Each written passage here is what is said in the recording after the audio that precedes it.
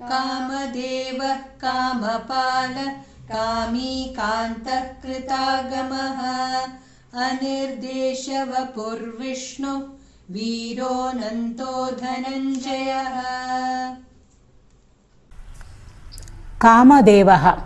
Kama here refers to Manmatha, Rati's consort, the Lord of Love, Kamadeva. So Kamadeva, therefore here Bhagavan is likened to Kamadeva. Kamadeva is supposed to be very, very beautiful.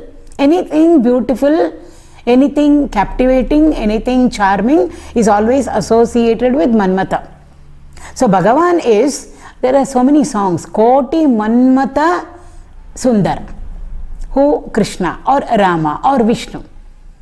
How beautiful is he? He is not just beautiful like one Manmatha.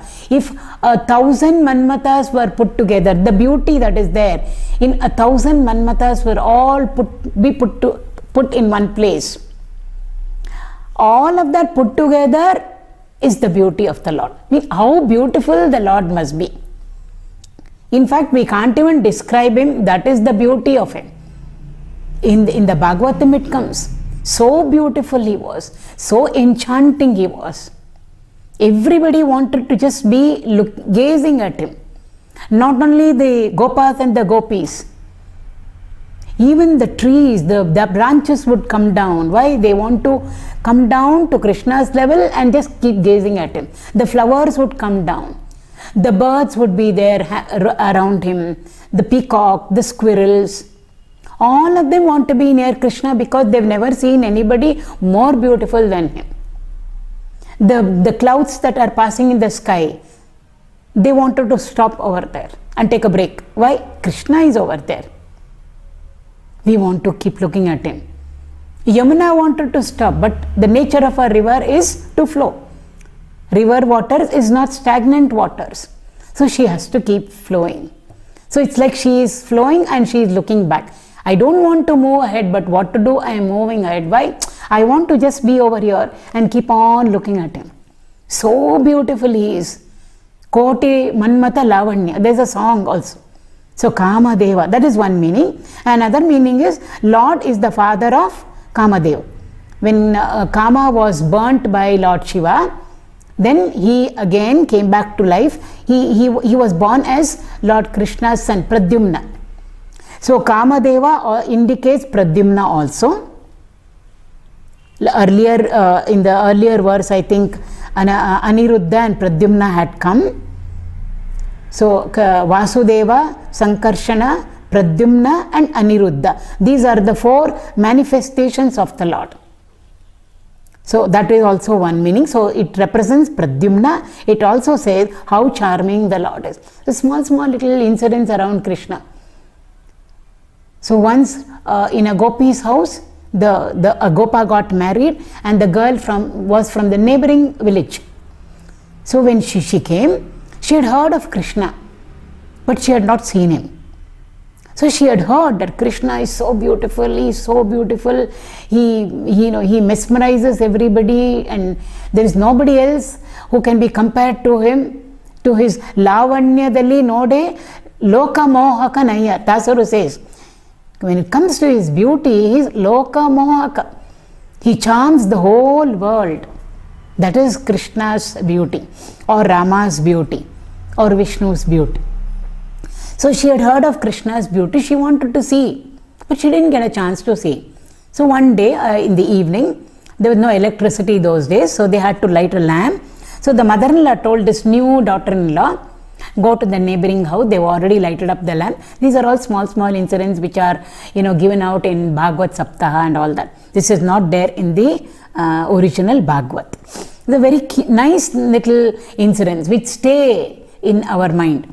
So the mother-in-law told the daughter-in-law, go to the neighbor's house and bring light from there because they've already lit. We can see the light from there. So what did she do? She didn't take the lamp along with the oil and the wick. She just took the wick in her hand. The wick which was all smeared with oil, she just picked it up. She lighted and immediately bring it back. Why carry the lamp also? So she just took the wick in her hand and went to the neighbor's house. And when she went to the neighbor's house, of course they said, yes, you can light it up with the lamp in our house. She was lighting it. So she placed that wick that is there in her hand, she just placed it near that lamp so that it gets lighted near the flame of the lamp. Somebody said, Krishna is at the door. Krishna had come to that Gopi's house. Krishna is at the door. Everybody turned. Of course, this new girl who has just come to Vrindavan wanted to see Krishna because she has never seen him. So she also turned. She just turned. But the wick is still placed over there because she wanted to light it up. So the wick is there in contact with the flame. She forgot to remove her hand. She just turned. And at the threshold was Krishna. Charming, smiling, captivating. He is Hari. He steals everybody's hearts. The moment she looked at him, she froze. She had never seen anybody more beautiful than Krishna. In Vrindavan, we must understand, Krishna is still small. By the age of, I think, 12 or 13 only, he comes to Mathura. So beautiful he is. So charming he is. So endearing he is. She almost froze and became like a stone. Children play statue like that she became. Now the mother-in-law was worried. I sent my daughter-in-law to the neighbor's house to bring back the light. She has not yet come. Maybe she is talking over there with all of them. Maybe she is telling some nasty things about me, gossiping over there. So she got worried and she said, let me go and check up what is happening there. So the mother-in-law came. When the mother-in-law came over there, what did she see? She just stood over. She can't cross because Krishna is at the threshold. So she is just behind Krishna. Krishna is standing at the threshold. She can see into the house over there. Though it's faint and dark, but she can see her daughter-in-law standing over there. And what is happening? Slowly, the wick has got lighted up and it's burning and burning and burning because it's not in a lamp. So the wick has started burning and the flames have almost touched her fingers. Actually, the fingers are burning. She should have felt the heat, but she's not feeling the heat. In another few seconds, the finger will get all roasted and scorched over there. Immediately, she rushed in. She just made her way and then rushed in and sort of shook her daughter-in-law. The magic was lost.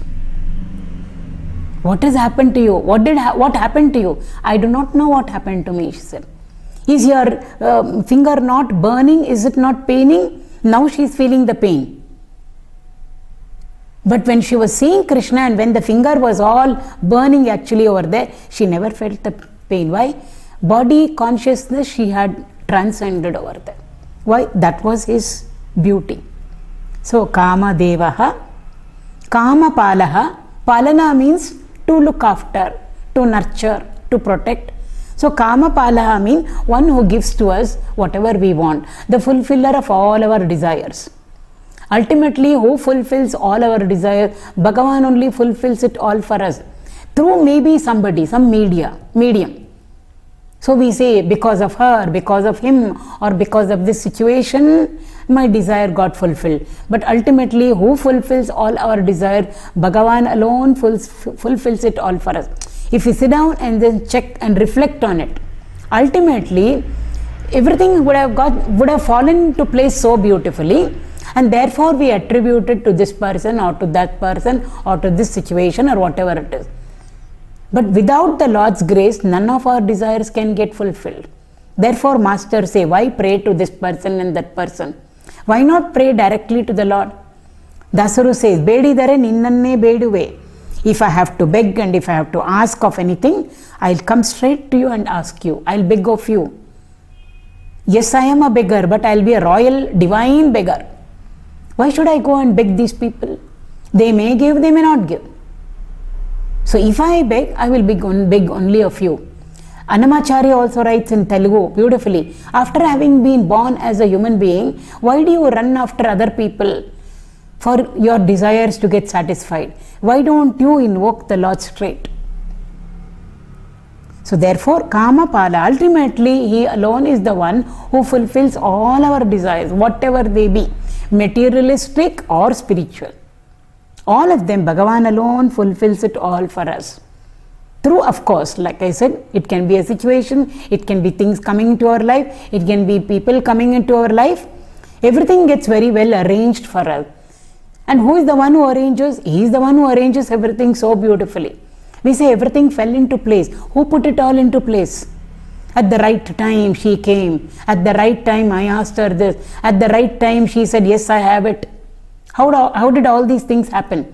Everything looks so accidental to us, so incidental, coincidental to us. It all just happened to coincide. Nothing is an accident, nothing is a coincidence. Everything will happen according to Bhagavan's will. Harichitta, Satya, Dasaru says. Ultimately, it is only the Lord's will which will bring to us whatever we want. That is, again, this is a very beautiful saying. We will never get what we desire. We will get only what we deserve.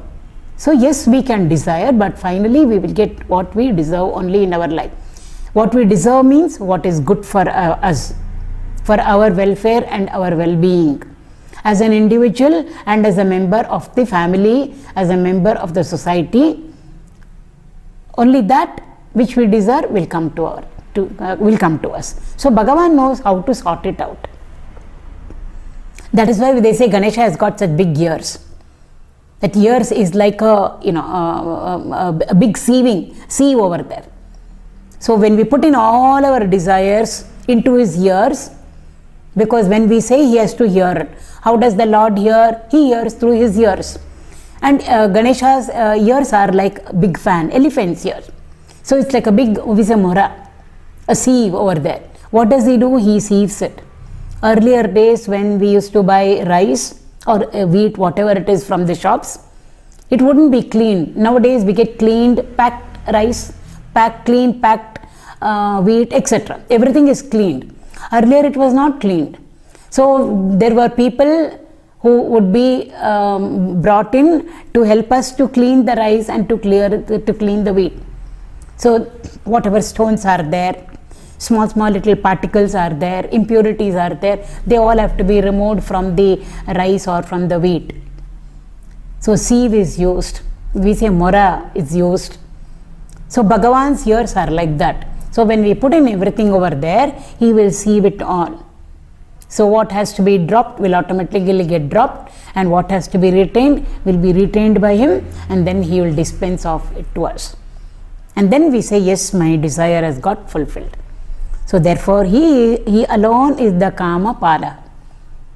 Karmapala data, he alone is. So that's also the meaning of kāmapālaḥ. Whatever karmas we do, activities we do, finally the pala will come to us, karma pala will come. It's all a question of time. Who brings it to us? Bhagavan alone brings it to us. So therefore kāmapālaḥ, kāmī. Kāmī is one in whom all desires have got fulfilled. I don't think any of us can say that. He is the one who is a multi-millionaire. Everything is comfortable for him. Nice family, beautiful house, everything there, health, wealth, everything is there. If we go and check up with him, he also will still have some desire. You also still have desire. What is it that you desire? I have this desire, still not yet fulfilled. I want it to get fulfilled in my life. So all of us, in us, we are all, the desires in us totally not fulfilled. Some are there still unfulfilled. For all of us, there are too many unfulfilled still. Is there a person in whom all desires have got completely fulfilled? There is no one desire, not even a fraction of a desire left over.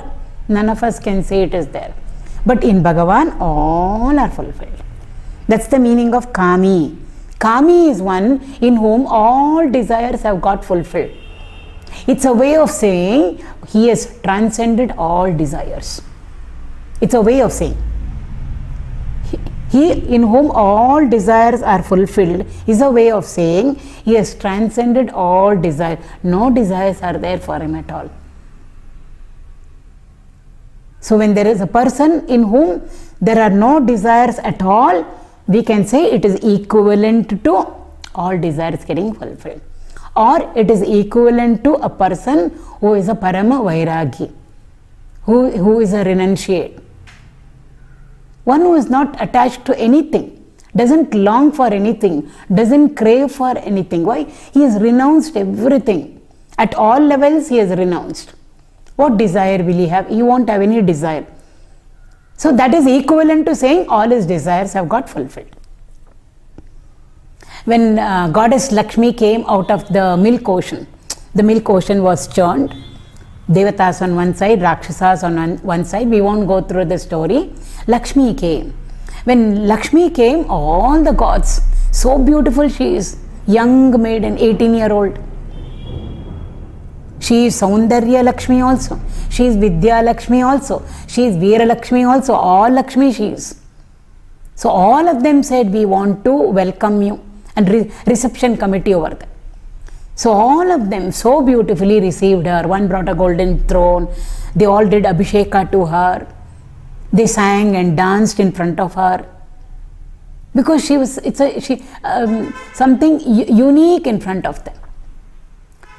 So after all that, then everybody was waiting. She is now alone. So naturally she needs to choose a suitable companion for herself. So all of them were looking, all the devatas. Will she garland me? Will she garland me? Will she garland me? So she had a beautiful mala in her hand, a garland in her hand, and Swayamvara took place. Swayamvara means she will herself choose who is going to be her companion. So she looked, she walked. On either side were all the devatas. All of them are mighty, powerful, they have so many, they have powers with them. They are all noble, they are all great. But all of them had a desire still. I want Lakshmi because with Lakshmi with them, they will feel completely fulfilled.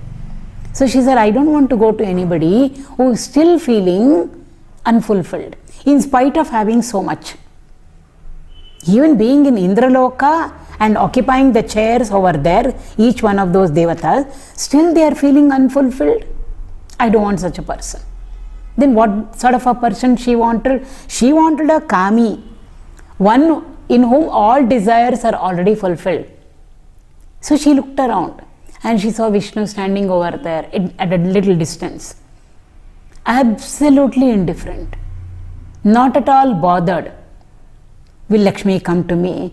Will she smile at me? Will she put the garland around me and make me her life companion? How beautiful Vaikunta will be.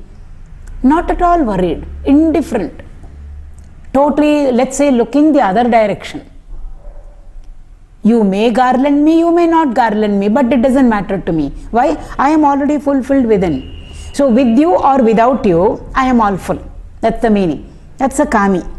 One in whom all desires have subsided. Means one who has transcended all desires. She said, this is the person whom I want as my life companion. And she went and put the garland around Narayana. This comes in the Bhagavad. So kāmī over here, nobody but the Lord. And again, of course, all our masters, our saints, acharyas, they are all kāmī, in whom there are absolutely no desires at all. Come what may. Shankara in Bhajagovindam says, Yogarato va bhogarato va, Sangarato va sangavihinaha. Put them anywhere. Let them be enjoying amidst us there and seemingly, apparently enjoying the things around them and about them, nice food, nice place to rest, etc. Or let them be in the solitary caves of the Himalayas.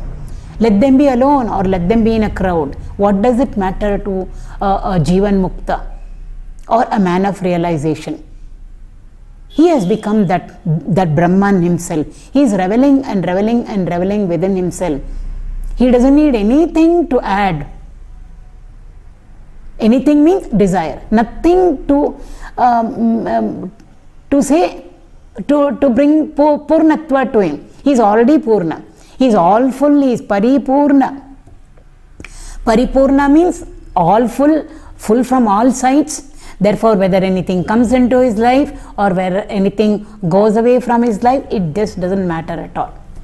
Such a person is called as a kāmī. Bhagavan is a kāmī. Kāntaḥ, the meaning is the same as kāmadēvaḥ. Most enchanting is, supremely handsome, beauty of all beauties is. Like I said, Sahasra Manmata Koti Lavanya. If we put 1,000 Manmatas together, what would be the beauty over there? That, like that is. We cannot capture his beauty in our words. So beautiful. So many things are there beautiful even in this world wherein we are all living. Beautiful thing. Starting from a blade of grass, it's so beautiful by itself. The little flowers, the big flowers, small flowers, the color scheme, the pattern, the shape, fragrance also is its beauty. So starting from there onwards, if we pick up all little beauty aspects, mineral kingdom, plant kingdom, animal kingdom, human kingdom, then the semi-divine, divine, all beauty. If we can take those drops of beauty and put it all together, how beautiful it should be. Mass of beauty, mass of splendor. That is what Bhagavan is. So therefore, kāntaḥ, so charming. We can put so many adjectives we can use for this. So kāntaḥ, kṛtāgamaḥ. Agamas means our shastras, our scriptures. Kritam means one who has brought it forward. Kritam means who has given it to us. Kritam means to do. To do means what? To write. To write or to give to us. So kṛtāgamaḥ means one who is the author of all our scriptures. Shruti, Smriti, Purana, all of them. We can say so and so wrote it. The knowledge was there. Vyasa Bhagavan came and classified it into 4 Vedas. So the Karma Kanda section is there, the Jnana Kanda section is there, Upanishads are there. That's called Shruti. Smriti is the Mahabharata, wherein our Bhagavad Gita is there. In the Mahabharata comes our Vishnu Sahasranama. That's called Smriti. Puranas are the 18 Puranas which all Bhagavan Vyasa has given to us. Earlier, I think we saw Bhagavan's name in one of the namas over here, Vyasa was mentioned. So who is Vyasa Bhagavan? Vyasa Bhagavan is none other than Bhagavan himself, Narayana himself. So kṛtāgamaḥ means one who gave to us all our scriptures. Shruti he gave, Smriti he gave, Puranas he gave, everything he has given to us. That is what it means. It's a very beautiful verse also. Not only that, yoga he gave to us. Yoga is a part of it all comes. It's all there in our scriptures. So in one of the shlokas it is that yoga, jnana, sankhya, vidya, shilpadi art forms. Shilpa, it means sculpture is there, painting is there, dance is there, drama is there, music is there. So all art forms, all of them, Veda, Shastra, ityadi, all of that came only from whom? It all came from Janardana. Who has written it? Vyasa Bhagavan has written it. See, they all came from Janardana. Who is Janardana? Narayana. So therefore he is called as kṛtāgamaḥ. From him everything came. All subjective knowledges, objective knowledges, our mathematics and chemistry and physics and economics and computers and medicine, all of them can be traced back to our scriptures. All objective knowledges merge to become the subjective knowledge. So all of them have come out only from the Lord. That is why all knowledge books we worship, we respect, we revere. On Saraswati Puja day, we don't keep only the Bhagavad Gita or the Upanishad. All the books are kept, including our little child's ABCD book also will be kept over there. Why? Everything has come only from him. So kṛtāgamaḥ, and also Krita Yuga, one who brought forth the Krita Yuga. So if he has brought forth the Krita Yuga is the first Yuga, first of the 4 Yugas. Satya Yuga also we call it. So if he is the one who brought in the Krita Yuga, obviously he must be the one who brought in the other Yugas also. So Krita Yuga, Treta Yuga, Dwapara Yuga and Kali Yuga. All of them have come only from the Lord. And how do the yugas come and go? In time. Therefore, he is the Lord of time also. In time, yugas come, yugas stay, and yugas finally disappear. Therefore, kṛtāgamaḥ, anirdēśyavapuh. Again, earlier we went through kāmadēvaḥ, kāntaḥ. Anirdēśyavapuh means body. Anirdēśya means incomparable, indescribable. Bhagavan's form. Here we are just talking about the physical body itself, form of the Lord. Rupa we say.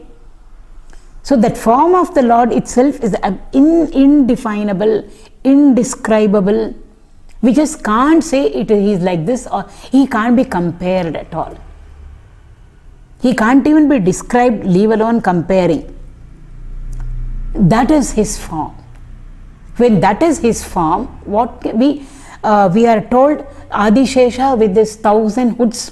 1,000 hoods means 1,000 tongues. 1,000 is not 999 plus 1. It means many, numerous tongues. He is constantly glorifying the Lord, I believe. Still, it has not yet come to an end. He is still continuing it.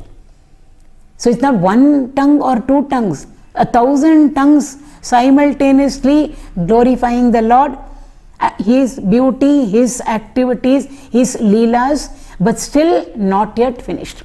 Hari Ananta, Hari Katha Ananta it is. So that form of the Lord, form again doesn't mean only physical. Here we are talking about even the glories, the beautiful characteristics and the qualities of the Lord. The brilliance in him, the knowledge in him. Who could have given out? The Bhagavad Gita stands incomparable. Everything is there in it. Whomever, whatever we want, we will find over there. It's like a mirror. So if a teacher goes in front, if we go in front of the mirror, we will only see our reflection, not anybody else's reflection. The mirror will faithfully reflect our own image. Somebody else comes and stands in front of the mirror. Though the mirror may be our own personal mirror, it will faithfully reflect their form, their image. So it's like that. Like that, Bhagavad Gita also is a beautiful mirror. Whoever goes in front of it, they will get the message that they want. So if an ordinary, let's say bank employee goes in front of the Gita, which is a mirror, he will get all the knowledge of economics and finance, etc., etc. If a professional, whatever be the professional, goes in front of it, a management person, management lessons from there. If a political leader approaches the Bhagavad Gita, political lessons will be there. If a spiritual seeker who wants nothing but mukti and moksha reaches the Bhagavad Gita, those lessons he will get from there. It's so beautiful it is. So form, where we are talking about form, the intellectual. How beautifully the Lord has given everything over there. There is no occasion for us to say, Lord, I don't think you should have gone through 700 verses. Why did you not stop at 650? No, we need those 700. Why did he not make it 705? No, that much only is the requirement. So beautiful it is. Not a little less, not a little more. Even that is indescribable only. And what is the Bhagavad Gita? It's nothing but his own form. The book is nothing but Krishna himself in that form is the Bhagavad Gita in front of us. Or Krishna himself in the book form is our Vishnu Sahasranama in front of us. So how can we compare it to anything? It's not just only physical beauty we are talking about. So indescribable, indefinable. When we talk about the formless form of the Lord, we have given him a form, Saguna. Rama, Krishna, Shiva, Ganesha, Hanumanji, Devi, ityad. But he has got a formless form also. What is his form? His form is formless. How to describe that formless form? We can't describe. How will we capture in our words the formless, the nameless, the one who doesn't have qualities at all? All qualities are connected only with the substance. A substance has properties, vastu. It will have physical properties, it will have chemical properties, etc. Bhagavan is not a vastu, a substance for us. He transcends the Panchamahabhutas, whose permutation and combination is all Vastu substances, gross or subtle. Even our mind is a Vastu substance, subtle it is. Body is gross Vastu. Bhagavan is not a Vastu at all for us, so how will we even describe him? He is the formless form. Say, oh, she has this, one-dimensional, two-dimensional, three-dimensional, multi-dimensional personality. Bhagavan is infinite dimensional personality, or we can say dimensionless, or infinite dimensions. How to describe him? Not possible for us at all. This very beautifully is indicated to us in the Vishwarupa Darshana of which comes in the Bhagavad Gita, 11th chapter. Arjuna wants to see the Vishwarupa Darshana. We've just finished our Saturday class 4 to 5. We've just finished the 10th chapter, Vibhuti Yoga, where Bhagavan shows to Arjuna the one in the many. How he, the one, the Lord, can be connected, we can connect with him through the things and beings around us and about us. So the one Lord whom we can see or connect with in the many, that is his glory. Vibhuti Yoga it is called. So he showed the one in the many to Arjuna. The 11th chapter starts with, which we are going to start this Saturday. Arjuna will ask the Lord, if you the one is in the many, I want to see the many in the one. Is it possible? He says, he makes a request. Suddenly he feels, will I be able to see the many in the one? One in the many is easy for us to see. I am here, I am there, I am in this, I am in that. It's okay for us. But how to see the many, and how many manys are there? That many number is infinite. So all the manys have to be packed in the one. Is it possible? Can my limited intellect even comprehend it and apprehend it and digest it? He asked for it. He made a request. And then he says, if you think it is possible, Krishna, then only you reveal to me your Vishwarupa cosmic form. Cosmic form means I want to see the many in the one. If you say the you, one is there in the many, can I see the many in you? So Krishna took him around and said, among the trees I am Ashwatha tree, among the rivers I am Ganga, I am amongst the lakes I am the ocean. Like that he went around. Amongst the birds I am eagle, Garuda. Amongst the animals I am the lion. See, it's easier for us to connect with the Lord in and through all these many. So the one Lord in the many. Can we bring all the many into one place at one time? And not only the present, past we have to bring in, future we have to bring in. They have to merge in the present. Can we even imagine how many things or how many factors we'll have to occupy one place? Infinite number of things have to occupy. But Krishna shows. And what does he say? That is why he says, you can't see the many in the one with your physical eyes, Arjuna. I will give to you special eyes. Divyam. Divine eyes I will give to you. And what is a divine eye? Eye of knowledge, eye of intuition. So Bhagavan, therefore with the grace, with the Lord's grace alone, Arjuna was able to see the many in the one. And once he saw the many in the one, he was stunned. He was overwhelmed. He was frightened also, scared he was. Frightful it was. Not that the Lord had a horrible form or anything. It's too much. Sometimes when we see too much, sometimes it's so scary. So dark outside. How dark is? Thick darkness. I think I'm scared. So too much sometimes brings in a sense of fear also to us. But sometimes there will be a sense of beauty also in it. So there was a very rare combination of both over there. Fear is there. Normally for us fear means ugly, horror.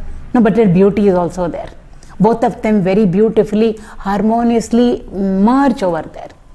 And when Arjuna sees this beautiful Vishwarupa, see Vishwarupa Darshana it is called. Darshana means to see. Bhagavan is showing to him. What is he showing? Vishwarupa Darshana. He is seeing the Rupa, form of the Lord as what? Not like him, with the 2 hands, with 2 legs, with a silken pitambar, blue colored, having a flute in his hand and a peacock feather on top. It's not that form that he saw over there. He saw the Vishwarupa. The entire Vishwa doesn't mean only earth. All the 14 worlds, and if there is anything beyond that also which we do not know. And all the 14 worlds with everything in it. So space included, time included, timeline included, past, present and future. And all of space in past, in present and in future. All of that put together. So the many, Arjuna was able to see in the Lord. The many in the one. That needs a different set of eyes. Different eye, not even a set of eye. And by whose grace did he get that capacity and capability and ability? Lord's grace alone. Otherwise he wouldn't have been able to see it. And after having seen this beautiful Vishwarupa Darshana, he narrates whatever he is seeing. It's continuous present tense. As Arjuna is seeing the Vishwarupa, he is narrating to us also. It's a beautiful chapter by itself. The meter itself is different over there. He is narrating as he is seeing. And Bhagavan says, in my body you will be able to see the many. See, anirdēśyavapurviṣṇurvīrō'nantō. What is Bhagavan? Bhagavan's body is like Arjuna's body. It's like saying, I am seeing everything in that TV screen. Some 24-inch or 22-inch, whatever it is. Or I am seeing all of this movie, picture, whatever it is, in a big screen in the theatre. So the screen will limit whatever we are seeing. Or I am seeing everything in my mobile. Small everything will appear there. So all of the many, where was Arjuna viewing? He was viewing it in Krishna's body. So Krishna's body became the TV screen or the cinema screen, wherein he was able to see everything. And it's not 2-dimensional. It's not 3-dimensional. It is multi-dimensional. He was not seeing slides. He was seeing movement of space and time, of all the 14 worlds and anything there is other than that also. How can it be described? He says, I can't describe it, but still he is describing it to us because we should know. And even how was he able to explain it describe it? Only because of the blessings of the Lord. He says, I am choked. Nothing is coming out of me, but Bhagavan's grace, he is able to utter whatever he is uttering, so that we will be able to understand what Arjuna was seeing in front of him. Most beautiful chapter, the 11th chapter. So anirdēśyavapurviṣṇurvīrō'nantō. How can we even describe that? It is indescribable what Arjuna saw in Krishna's body. So Krishna's body became the frame, and in that frame he is seeing not still photos. He is seeing movement over there. Of movement of what? Everything that is happening in space and time in all the worlds. Not present only, past, future, everything there. Can we imagine how Arjuna must have been feeling over there? That is called indescribable. So anirdēśyavapurviṣṇurvīrō'nantō. Right in the beginning, in the Vishnu Sahasranama, the second name of the Lord itself was Vishnu. Om Vishvam Vishnu. So we have elaborately seen what is the meaning of Vishnu. Vishnu means one who has got large strides. Let's say big steps. How big is his step or how big is his stride? It is the largest stride. In the sense, if he puts one stride, this one leg, 1 foot over here, the other foot over there, everything gets included over there. He pervades everything. So one who is all pervading, one who pervades everything, there is nothing outside of him, he is called as Vishnu. Veeraha, just 2 shlokas earlier I think we had the same nama of the Lord, Veeraha. Veeraha means very courageous, valiant, mighty, powerful, very strong. That is one of his aspects, Shakti. Veera Lakshmi, Dhairya Lakshmi, we say. When we associate all of them with Lakshmi, Lakshmi represents Shakti, Adi Shakti she is. So if he is the Shakta, she is the Shakti part. If he is the static part, she is the dynamic part. So therefore he is always associated with her. That is why we always say Lakshmi, Narayana. We don't separate them out at all. So Veeraha means courageous, mighty, strength, powerful. Anybody, whoever it may be, if they come in front of the Lord, sure he is going to win over them. We are not talking only physical battle between the Rakshasas and the Devatas. It's not only limited to that. Anything. Ultimately, who wins? The Lord alone wins. So we have to see it in its broadest perspective. That's the meaning of Satyameva Jayate. When he enters into any let's say situation or occasion or field of activity, ultimately who wins? He alone wins. So we are not only talking about physical strength over here, we are talking about strength at all levels. Because normally we don't want to associate the Lord with a name and a form, but still we do, because Saguna is also there. So all strength included over here. Because if we attribute a mind, then the mental strength will come in. If we talk about the intellect, then intellectual strength will come in. So everything put together. Ultimately he is going to, if there is a person who will debate with the Lord, well, he is going to win over them. That's what it means. So Veeraha, Anantaha. Anantaha means the endless, the infinite, no anta. It has got no end. If it has got no end, obviously it should have no beginning, because whatever has got a beginning will sure have an end. Whatever is created at one point of time has to go away. Therefore we call all of them as finite. But Bhagavan is something opposite of that. He is infinite. Therefore he has no beginning, he has got no end, therefore he doesn't have a middle also. In the 10th chapter of the Bhagavad Gita, when Bhagavan is narrating his glories, Vibhuti to Arjuna, he said, neither a beginning I have, neither a middle I have, neither an end I have. Why? He is of the nature of infinitude. So therefore, and what is the meaning of infinitude? It can't come under the realm of space-time, substance world. Our world is space-time. We are all living in space and time.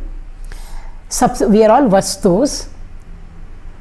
Whether it is, we are talking about gross vastu or a subtle vastu, gross matter or subtle matter. It is all desha, kala, vastu, jagat, in which we are all doing our transactions. Bhagavan is totally remote from all, far removed from all of them. He transcends desha and kala. He transcends vastu. He is not a substance. Why? Because he has got no attributes. Any substance will always have qualities, properties. In chemistry, the first thing in chemistry, any element we pick up, this is the topic for today, and therefore immediately physical properties, chemical properties will all be one by one enumerated for us. Why? It's a substance.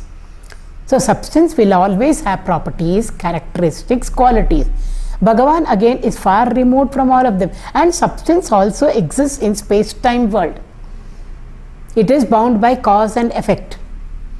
So he is beyond all of them. If this is the realm of change, because space, time, Jagat represent the realm of change. Einstein himself has told that. The theory of relativity. What does the theory of relativity? Relative means change. It's not permanent. It is temporary. Temporary means it changes. Everything keeps on changing. Where? In space and time. In our three-dimensional world, everything changes. Therefore, he calls it as the theory of relativity. Bhagavan is the absolute. In fact, they did experiments to try and find out if in physics, in our objective sciences, they did try out an experiment to find out if there exists anything absolute. Right in the beginning of this experiment, they assume, supposing there exists as something absolute. In physics, they call it absolute frame of reference. Frame of reference means space and time. I'm making it very simple. So they said, let us assume that there is something called as the absolute frame of reference. So we'll assume it and then investigate into it. Let us do experiments to prove that an absolute frame of reference exists. When they worked on the experiment, the results were negative. They failed. To prove what? To prove that there exists an absolute frame of reference. So the negative results over there indicate that what we assumed in the beginning is totally wrong. And what was the assumption? The assumption was, for the time being, we will assume that an absolute frame of reference exists. So if the absolute does not exist, then what exists? Relativity exists. What is relativity? What does relativity mean? It means a realm of change. What does absolute represent? Changeless. It just doesn't change at all. In all three periods of time, in all the three states that we all go through, because we ultimately are talking with respect to ourselves. So therefore, that is the meaning of infinitude, the state of infinitude. All our masters are reveling in that state of infinitude. That's the state of mukti, moksha, enlightenment. What does moksha mean? It is freedom from the realm of finitude, which means they have reached or experienced the state of infinitude, ananta. It's very difficult to describe what this infinitude is. So anantaha, dhananjayaḥ. Dhana means wealth. Jaya means victory. So dhananjaya means one who has gained lot of wealth. And this is the title given to Arjuna, one of the Pandavas, the third of the Pandavas. Pandavas are 5 brothers: Yudhishthira, Bhima, Arjuna.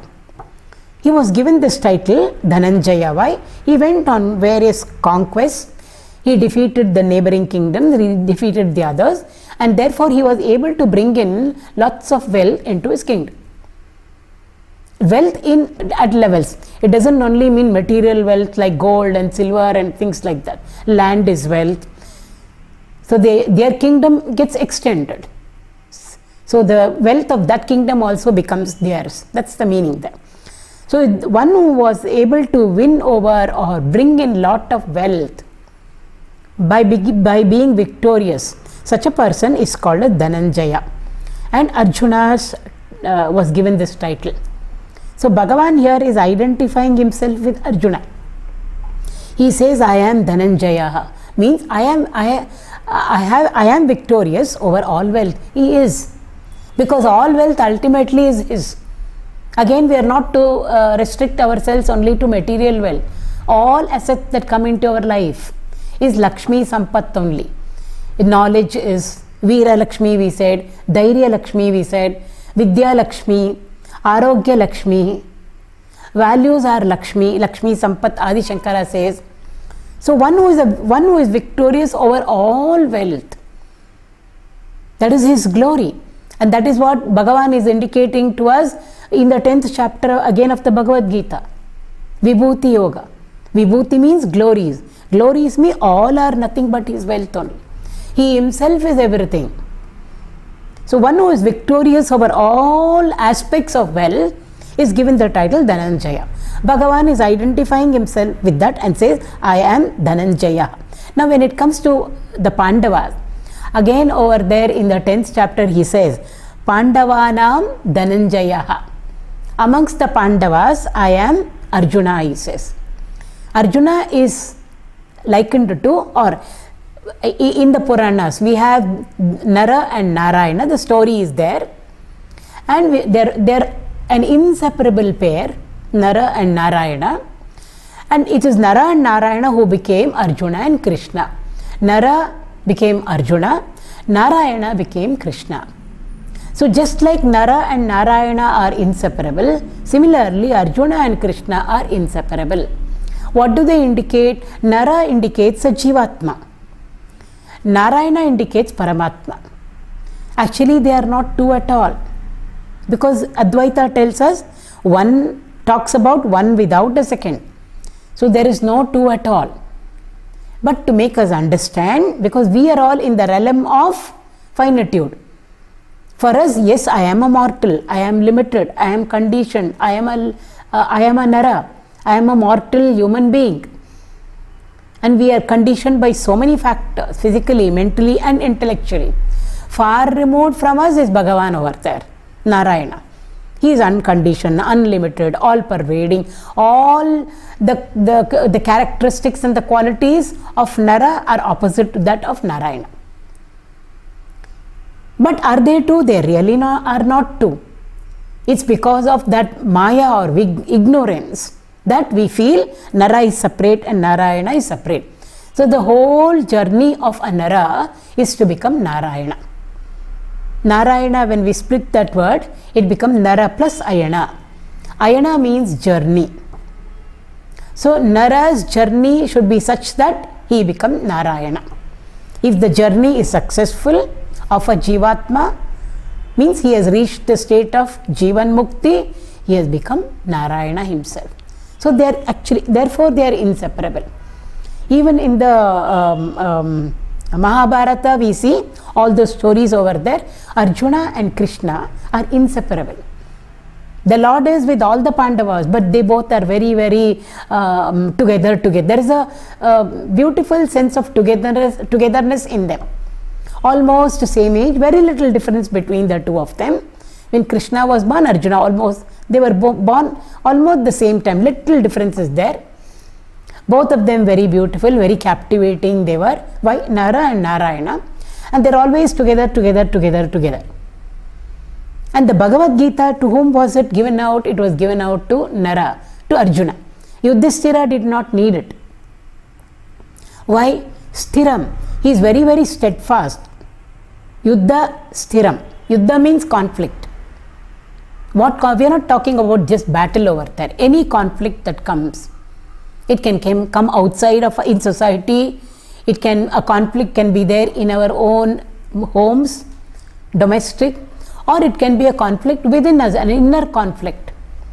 But to him, there were no inner conflicts or external conflicts at all.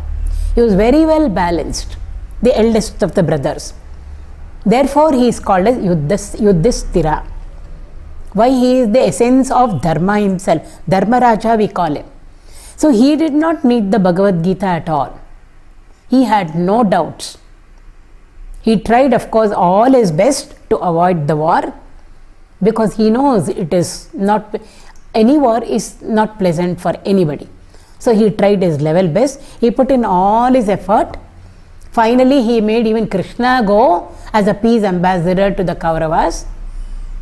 But then it did not work out. Then he said, I have tried all my best. Now, but I stand for Dharma. The Kauravas stand for Adharma. Therefore, Dharma has to counter Adharma. So he is ready for the war. It's Arjuna who had a doubt. In the beginning, he was very confident. I will win the war. In fact, he did not want Krishna to go as a peace ambassador. He called him aside and said, don't listen to my elder brother. I don't want peace, Krishna. Both Arjuna and Bhima, they wanted the war. Years they had practiced. Why? One fine day, when we are face to face with the Kauravas, we are going to kill them. Such an Arjuna who was so confident, who trained himself up for the war, for this Kurukshetra war, at the end we see him collapsing. Similarly with all of us also. For us it's not a battle, it's a Jivan ka Sangram. For us it's all life's battle. Outside of our external as well as internal. Every moment we say there is a Ramayana going on in the house, or there is a Mahabharata going on in the house, or within me there is a Ramayana or Mahabharata, means conflict. And very often we do not know what to do and what not to do. What stand to take, we do not know. It happens to all of us. And that is represented so beautifully in the state of Arjuna. Some point of time in our lives we should have gone through the state of Arjuna. Only then Bhagavad Gita will become very, very relevant for all of us. Otherwise we'll say, yes, no doubt it's beautiful. How can I apply it to myself? we can apply it to ourselves only when all of us have gone through Arjuna's state. And Arjuna's state has been so beautifully described in the first chapter. An elaborate description. One whole chapter only to describe his state, physically, mentally and intellectually, so that we can identify ourselves somewhere over there. Oh, we are all Arjunas only. So if Arjuna went to that state and therefore Krishna helped him to come out of that state, how? Through the Bhagavad Gita. Well, the Bhagavad Gita then becomes very relevant to all of us. So therefore, it's so beautiful. It's Arjuna who had a problem, Nara who had a problem, and Narayana had to come and help him out to get over his weaknesses, inhibitions and problems over there in the battlefield. So there in the 10th chapter also, Bhagavan so autobiographically says, amongst the Pandavas I am Dhananjaya. Why? The entire Bhagavad Gita becomes, again I am repeating, it becomes very relevant for all of us only when we go through the state of Arjuna in some way or the other. So therefore Bhagavan is identifying himself with Arjuna and he says, I am Dhananjaya.